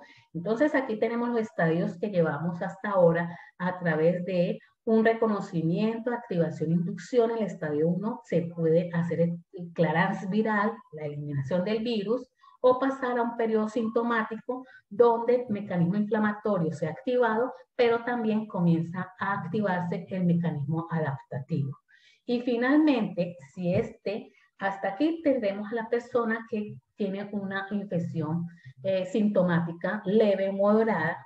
Y si el mecanismo inflamatorio es más exacerbado que el mecanismo adaptativo, tenemos que la persona pasa entonces a un estadio severo, ¿listo? Y ese estadio severo pues puede causarle la muerte. Entonces tenemos aquí un balance entre una inmunidad innata efectiva, ahora que no es tan efectiva. ¿Y en qué radica? En la acumulación mayor de un proceso inflamatorio. Entonces, esos mecanismos inflamatorios se han visto, en primera medida, hay una disminución de los linfocitos T, todos ellos, incluido el natural killer, una hiperactivación especialmente de los monocitos y macrófagos. Se ha visto que la carga viral daña tejidos y produce más cantidad de DAMs y obviamente células infectadas, PAMs, y eso lleva a un estado de hiperinflamación. Entonces tenemos un balance en una respuesta inmune innata y adaptativa mesurada que permite eliminar el virus y si se presentan síntomas van a ser leves a moderados y la persona entonces no requiere una hospitalización. A un mecanismo donde entonces los mecanismos inflamatorios van a estar entonces de una forma exacerbada y contrarresta lo que puede hacer la inmunidad adaptativa y tenemos que entonces va a ocurrir estos estadios severos. Y uno de los principales mecanismos que se ha visto que lleva a ese estado inflamatorio es cuando hay mucha carga viral. Cuando hay mucha carga viral, el virus se une a la enzima de la angiotensina 2, se une a su receptor, y eso hace que la angiotensina 2 no sea desdoblada por esta enzima. Cuando ella es desdoblada, se produce la angiotensina 1,7, que lo que hace es básicamente un efecto inhibitorio sobre la angiotensina 2. ¿Qué hace ella? Cuando hay acumulación de la angiotensina 2, se une a su receptor. Ese receptor se activa y entre esas cascadas de activación lleva a la activación de una proteinquinasa P38 que lo que se acerca, ella permite la liberación, aquí vemos, de las proteínas proinflamatorias. En el caso de ella encontrar su receptor, su enzima, la desdobla y se produce la angiotensina 1 y 2, y esta, una 7, perdón, esta se une a su receptor que hace un efecto antagónico y lo que hace es reprimir a esta proteinquinasa, la MAP38, y entonces tenemos el efecto contrario. Hay una vasoconstricción y hay una disminución del proceso inflamatorio. Entonces hay un balance. Entonces, ¿qué pasa? Entre más carga viral, pues vamos a tener más posibilidad de que esta enzima no pueda hacer su actividad y tenemos un proceso inflamatorio más exacerbado. O sea que desde ahí tenemos desde las células epiteliales o los leucocitos liberando una mayor cantidad de citocinas proinflamatorias. Se ha visto que en la medida que hay mayor receptores, estos receptores se van acentuando con la edad. Entonces, las personas añosas tienen más enzima angiotensina 2, entonces más posibilidad de que el virus pueda infectar comparado con las personas jóvenes. Y vemos aquí este balance y entonces vamos en estas personas con una mayor carga viral, pues hay un desbalance hacia la parte inflamatoria. Ahora bien, además de ese proceso, tenemos un efecto de inflamación que lleva a lo llamado ahora piroptosis. Entonces, ¿en qué consiste? Tenemos que las células epiteliales están siendo infectadas, hay una mayor carga viral, ¿listo? Estos receptores están activos, ¿listo? Están produciendo activando para la producción entonces del interferón tipo 1 y el factor nuclear de capa B. Pero cuando hay mucha carga viral, entonces la producción de este factor nuclear capa B que interactúa con el factor inductor, entonces parte de él está actuando produciendo interferón tipo 1 pero parte de él queda solo y se une a las regiones promotoras de los genes que van a producir citocinas proinflamatorias. Entonces vamos a ver que con mayor carga viral habrá entonces una activación solitaria, o sea, mucha producción de factor nuclear kappa B, B que está produciendo entonces citocinas proinflamatorias. ¿Listo? Entonces ahí tenemos la exacerbación del proceso inflamatorio. Y por otra parte, con esa activación, con esa carga viral, los LTRs entonces están activos, interactuando con el factor nuclear kappa B, produciendo entonces interferón tipo 1. Otro parte del factor nuclear kappa B se une a receptores proinflamatorios, produce interleuquina 6, factor de necrosis tumoral, pero también se une a estas región promotores de genes que son receptores intracelulares similares a NUC. Sobre todo, entonces, esta proteína de receptor similar a NUC, que es la 3. Se activa y resulta que cuando en nuestra célula hay gran cantidad de esta proteína, ella activa la caspasa 1. Hace la activación de la caspasa 1 y esta célula entra en muerte celular programada. Pero adicionalmente, también ese factor nuclear kappa B, que hay gran cantidad, permite unirse a genes proinflamatorios, entre esos la interleuquina 1 beta y la interleuquina 18. Y lo que se ha visto es que se forma en el citoplasma, vamos a tener una concentración de estas proproteínas. Una alta concentración de la proproteína interleuquina 1 beta, proproteína interleuquina 18, y la caspasa activa no solo activa la muerte celular programada, sino que provoca el clivaje y esta célula comienza a liberar gran cantidad antes de morir de interleuquina 18, interleuquina 1 beta. Y la concentración de proteínas de estas proinflamatorias se hace mucho más acentuada. ¿Listo? Y esto lleva a un proceso inflamatorio llamado inflamasoma, que a su vez lleva a la muerte celular programada de estas células que están siendo infectadas de esta forma por una alta carga viral, que el fenómeno se llama piroptosis. Entonces, aquí tenemos el efecto que está haciendo cada vez el activar, el de impedir que la angiotensina 2 pueda ser desdoblada a la 1/7. ¿Listo? Para que los efectos antiinflamatorios se activen. Y por otro lado, esta carga viral está activando la producción de una mayor cantidad de citocinas proinflamatorias y un fenómeno de piroptosis. ¿Listo? Células que van a ser mucho más afectadas, las células epiteliales, macrófagos, células dendríticas y en el pulmón los neumocitos tipo 2. Y acuérdense que eso es lo que están produciendo el surfactante, entonces ahí vamos a tener, comienza un problema adicional a esta carga de citocinas. ¿Listo?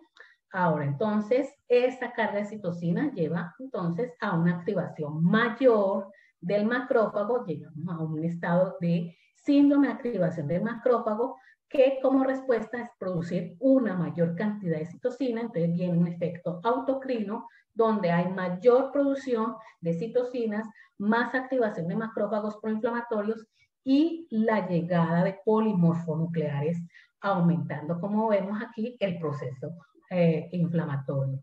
Las células endoteliales se van a ver afectadas por la acción de las citocinas proinflamatorias, estas quimioquinas que provocan expresión de moléculas de adhesión, provoca entonces que el neutrófilo se adhiera y provoca la extravasación, y ese proceso de extravasación causa daño en el endotelio, y entonces asociado a este proceso inflamatorio exacerbado, pues vamos a ver un proceso de coagulación también aumentado. Entonces aquí está el balance donde tenemos estas macrófagos M1 que están siendo activados, produciendo sus citocinas proinflamatorias. Tenemos que varios de ellos pasan a un estado alternativo donde tiene que llevar a un estado entonces antiinflamatorio de reparación intensa fibrosis, pero tenemos también el síndrome de activación de macrófagos y los monocitos comienzan a ser atraídos hacia el pulmón y entonces estos monocitos expresan CD14, CD18 y comienza a liberar a través de estos marcadores interleuquina 6. Estos monocitos son entonces los culpables de que aumente la cantidad de interleuquina 6 en ese background que tenemos de interleuquinas proinflamatorias y tenemos ahí entonces lo que se llama la tormenta de citocinas afectando el endotelio y causando aún más el daño en el pulmón. ¿Listo? Entonces, por lo tenemos aquí una interleuquina 6 mucho más concentrada dentro de esta tormenta de citocinas en las que más participa en ese proceso, daño endotelial, daño local en el pulmón y a su vez a medida que se va diseminando el virus, pues comprometiendo otros órganos. Finalmente, entonces tenemos que las proteínas del complemento también se van a ver activas. Se van a ver activadas, ¿por qué? Porque obviamente cuando el virus, esa carga viral va aumentando, sale a sangre, pues las va a activar a través entonces de una activación directa o cuando ya se está produciendo anticuerpos que están neutralizando el virus, pues también activan la vía clásica. ¿Listo? O a través entonces de activación a través de los receptores TOR. Entonces, más o menos tenemos aquí un incremento de ese proceso inflamatorio. Estas proteínas del complemento, especialmente la C3A y C5A que se producen, son proinflamatorias por excelencia y exacerba entonces por la acción entonces del complemento el compromiso de otros órganos. ¿Listo? Además de este proceso de hiperinflamación, no solo afectando el pulmón, ya entonces se va comprometiendo otros órganos, pues vamos a tener un estado de linfopenia que va a afectar tanto a los linfocitos T como a las natural killer.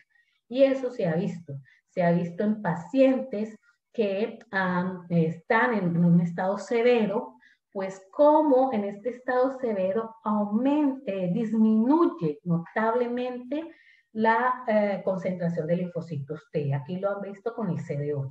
Disminuye y también se ha hecho la evaluación con cada uno de los marcadores que va a producir y se ve notablemente disminuido. Entonces, personas que están en un estado severo, hay una disminución notable de linfocitos T, CD8, también de CD4 y de tipo TH1.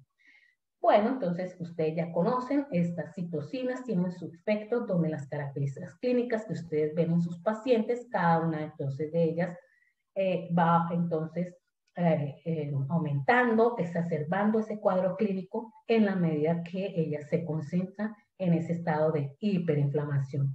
Y además de eso, podemos tener entonces en el paciente infecciones mixtas, ya sea por bacterias principalmente que llevan un estado de sepsis, aumenta el daño, una disfunción multiorgánica donde todos estos órganos, pues vamos a ver, pues, muchos de estos pacientes, pues esta respuesta disfuncional lleva entonces a un colapso de estos órganos que son vitales y puede producir la muerte. Entonces, en síntesis, tenemos que en este estado de hiperinflamación, donde está involucrado un mayor aumento pues, de la angiotensina 2 por esa carga viral, el estado de hiperinflamación y la disminución de los linfocitos T, CD4, TH1, CD8 y el aumento de los linfocitos T de la subpoblación TH17 hace entonces que se exacerbe ese proceso severo en el paciente. Ahora, lo que se ha visto es que los linfocitos T disminuyen los CD8 su acción porque, como les decía en primera instancia, se ha visto que muchas células infectadas comienzan a expresar el ligando PDL.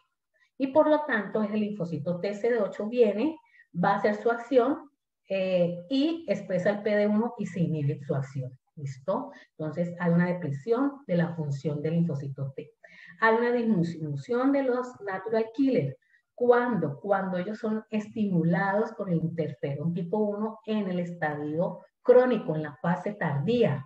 Eso hace que él ya no secrete, como les decía anteriormente, interferón gamma, y a él le toca hacer su efecto citotóxico, lisando células infectadas, pero también hace lisis de los linfocitos T, porque a través de liberación de interleucina 10, pasando a ser un efecto regulatorio como si fuera un linfocito T, regulador sobre los linfocitos T. Entonces, se ha visto que esta población TH1 disminuye a causa de la acción lítica que hace las natural killer. ¿Y por qué las natural killer entonces inhiben esa producción de interferón gamma? Por el ambiente de citocinas proinflamatorias. En la medida que las citocinas proinflamatorias están aumentando, resulta que es un efecto inhibitorio en la natural killer para que ellas puedan liberar interferón gamma, y le toca hacer su efecto lítico solamente a través de las perforinas y las grancinas. Entonces tenemos un estado de linfopenia, ya, que está afectando los efectos regulatorios que se dan a nivel de los linfocitos T, CD8, CD4, TH1, y obviamente la carga de los linfocitos T regulatorios también se ve afectada en ese estado severo. Entonces, aquí tenemos un balance donde vemos que en una respuesta efectiva, donde el paciente fácilmente se recupera, la activación de la inmunidad adaptativa tuvo lugar en un proceso inflamatorio donde no fue exacerbado, en contraste con un proceso severo donde el proceso inflamatorio, mira, aquí están las células inflamatorias, hay una acumulación, una mayor entonces respuesta inflamatoria y una linfopenia. ¿Listo? Eso entonces es lo que hace que en estos individuos pueda entonces verse afectada esta respuesta. Eso se ha visto desde el principio en los pacientes donde hay una disminución de los linfocitos T junto con el aumento de las citocinas proinflamatorias. También se ha visto que las células T comienzan a expresar ese PD1 y probablemente entonces se ve a través de expresión de células infectadas del ligando, el PDL1, que hace que los linfocitos T expresen, sobre todo los CD8, este PD1 y no pueda hacer su acción. ¿Listo? También entonces, finalmente tenemos hay que tener mucho cuidado porque en los pacientes que se producen las inmunoglobulinas que deberían ser neutralizantes, pues se ha encontrado que aquellos que desarrollan una enfermedad grave, severa, hay un título alto de inmunina G. Y entonces ella debería hacer neutralización, hace un efecto contrario, y es que potencializa la infección dependiente de anticuerpos. Y este efecto se ve porque resulta que esta inmunina G, que debería ser neutralizante, se provoca en ella, por ejemplo, una variación que hace que no interactúe bien con el sitio RBD, y por lo tanto esa interacción es mal, y el linfocito entonces no es capturado, pero sí aprovecha para hacer una mayor infección. ¿De quién? En el macrófago, el leucocito. ¿Listo? Lo infecta. En lugar de entonces el macrófago poderlo fagocitar, lo que facilita es que entre y lo infecte. ¿Listo? También esa mala interacción hace que el macrófago entonces no logre entonces fagocitarlo, pero sí activarlo, y entonces aumenta la producción de citocinas proinflamatorias sin haber matado poderlo haber fagocitado un virus. Entonces tenemos esos dos mecanismos que puede aumentar la infección. Una, permitiendo que haya mayor infección de células, leucocitos, macrófagos entre ellos, o a través de esa mala interacción que haya entonces la producción, la activación del macrófago en estado M1 donde va a estar liberando citocinas proinflamatorias. ¿Listo? Entonces, esto es de gran importancia tenerlo en cuenta. Además de eso, que se ha visto que personas con estas enfermedades severas producen un poco MHC, se reduce la producción del MHC, tanto 1 como 2, y eso es importante porque entonces los linfocitos T, tanto CD4 como CD8 no pueden ser activados. Obviamente con disminución de linfocitos CD4, sobre todo TH1, natural killer, y al utilizar este medicamento, que es un anticuerpo, el tocilizumab, que inhibe la interleuquina 6, estos pacientes que están en esta etapa severa van mejorando. Entonces hay un gran un papel en las tormentas citocinas de la interleuquina 6. Y receptores inhibitorios se han detectado en células, mucha expresión de PD1, mucha expresión de CTLA4 y otras proteínas que lo que hacen es inhibir la acción de los linfocitos T, ¿listo? Lo llevan a un estado inactivo. Obviamente tenemos que factores predisponentes que mantienen a la persona en un estado de inflamación, exacerba entonces ese proceso, esa hiperinflamación, en lugar de hacer un clearance viral, lograr eliminar el virus a través de una respuesta efectiva de la inmunidad innata y de una inmunidad adaptativa, lo que hace es que entonces aumente ese proceso inflamatorio, no se puede eliminar el virus y antes lo que hace es concentrarse más y llevar al proceso más exacerbado de la infección. Ya les había mostrado que el virus tiene sus mecanismos para evadir la respuesta inmune, sobre todo cuando está siendo infectado por las células epiteliales o cuando está infectando los leucocitos. Además de este proceso de evasión, existen las variantes virales. Y las variantes virales que hemos visto hasta el momento, se hablan entonces, ustedes ya han hablado muchas de ellas, siempre se va a generar mutación. Esa RNA polimerasa no tiene capacidad correctora, entonces mutaciones se van a presentar siempre en cada ronda. Y si una persona está siendo infectada, cargas virales, la está recibiendo, tendrá más posibilidad de tener más mutaciones y que hagan recombinación, que también se establece.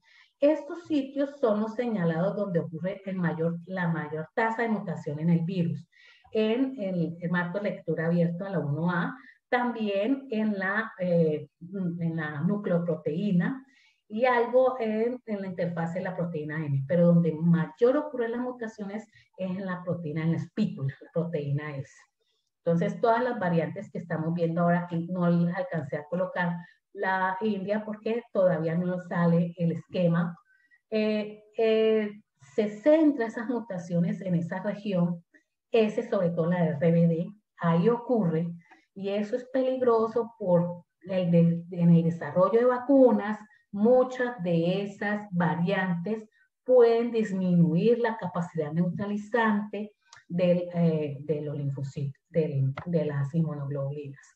Entonces, aquí tenemos las variantes que están circulando, donde ocurre especialmente el cambio de aminoácido, cambió un aminoácido de la asparagina por la tirosina. Las otras variantes hay esa mutación asociadas a otras, y esta es la variante brasilera, hay dos, la de Manaus, la P2, pero esta es la que más se ha acentuado y tiene pues estas variantes que son comunes, más otra más. Este es el sitio cercano al RBD donde ocurre la variación. Estas son variantes, la C37 es la variante andina que surgió en Chile, está circulando en Perú y muy probablemente la tenemos aquí, no la han detectado.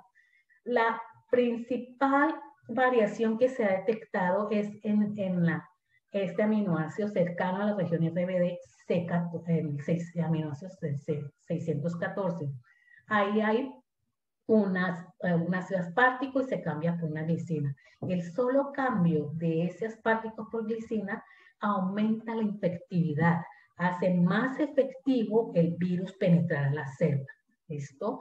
Entonces se ha visto que desde las primeras cepas que se detectaron en Wuhan fueron poco a poco entonces cambiando, y comenzó la variación la glicina en este sitio, entonces aumenta hacer más predominante y eso hace que el virus comparado con esa cepa, que vamos a decir que era la primera cepa que entró al humano, sea entonces mucho menos infectiva con relación a las cepas que actualmente están circulando.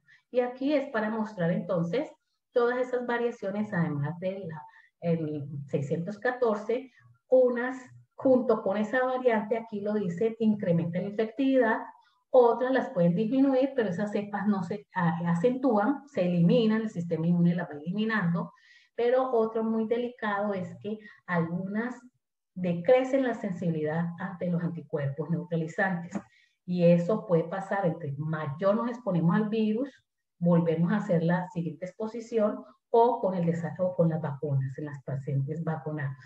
Entonces, aquí es en la región RBD es donde más se ha detectado, esto es cuando lo analizan, la variación.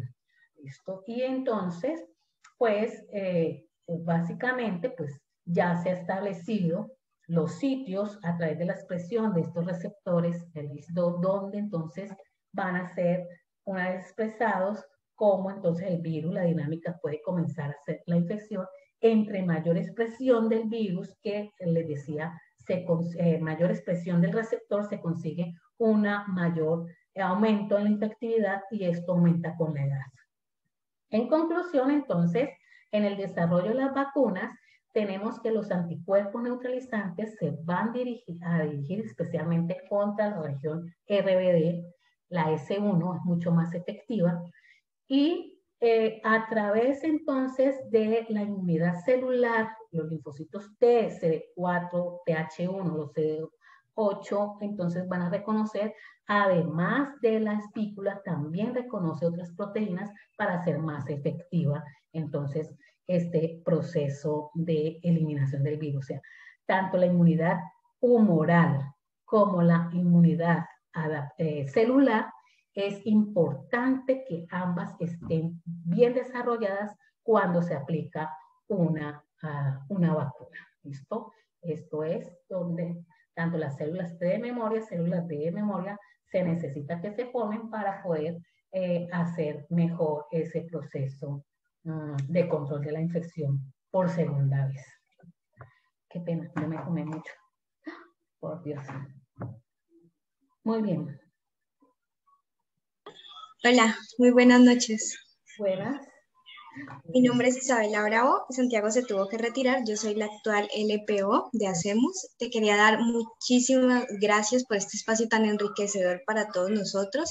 Sé que estamos pasando por un momento difícil en el país y estos espacios nos ayudan muchísimo para nuestro crecimiento personal, para nuestro crecimiento en el área educativa y también para distraernos un poquito acerca de la situación que está pasando, informarnos un poquito más de estos temas. Entonces, de parte mía, de Hacemos y de todos nosotros presentes, muchísimas gracias por brindarnos tus conocimientos y este espacio tan agradable. Y a ustedes, muchas gracias. Disculpa, me pasé de tiempo. No, no te preocupes, igualmente estuvo muy interesante la charla. Les voy a dejar, chicos, el formulario que llenen para que llenen la asistencia. La palabra clave es inmunización, para que por favor la coloquen ahí. Y de nuevo, agradecerles a todos por estar aquí, agradecerle también a la doctora Mónica Chávez por estos espacios tan enriquecedores. La palabra clave es inmunización. Si alguno tiene alguna pregunta o algo, la puede realizar. Igualmente, muchas gracias a todos por estar aquí. Muchas gracias. Disculpa, no escuché la palabra clave. La palabra clave es inmunización. Gracias. Vale. Muchas gracias, chicos. Los invito. Hola, buenas noches. Buenas noches. Una pregunta. De casualidad, ¿ustedes podrían compartir con nosotros algún material como lecturas o así como para reforzar unas cositas? Yo les puedo mandar unos 3 artículos. Se los mando a Isabel. ¿Usted puede comunicar con mi correo? ¿Usted tiene mi correo? Sí, señora. No es institucional, porque ya no estoy ahí. Es personal. No, creo que no lo tengo. Entonces, pero sí tienes mi WhatsApp. Sí, yo le puedo pedir igualmente a Fraser si este Eso, que me material. mande entonces, yo se los mando a Fraser, o si no que me mande el correo él y yo se los mando ahí, ¿listo? Listo. Bueno, Muchísimas gracias a igualmente por ustedes, que estos estén muy espacios, bien. chicos. Y muchas gracias por asistir hoy. Espero que se encuentren muy bien en sus casas. Y bueno, les recuerdo que este es un ciclo de charlas, así que prontamente voy a seguir mandándoles links para otras charlas. Y eso, si cumplen la totalidad de las charlas, se les dará certificación. Muy bien, muchas gracias, que estén muy bien. Igualmente, que esté muy bien. Sí, la ponencia la vamos a subir, les estaré enviando el link por el grupo de WhatsApp. Gracias a todos ustedes. No se olviden llenar el formulario.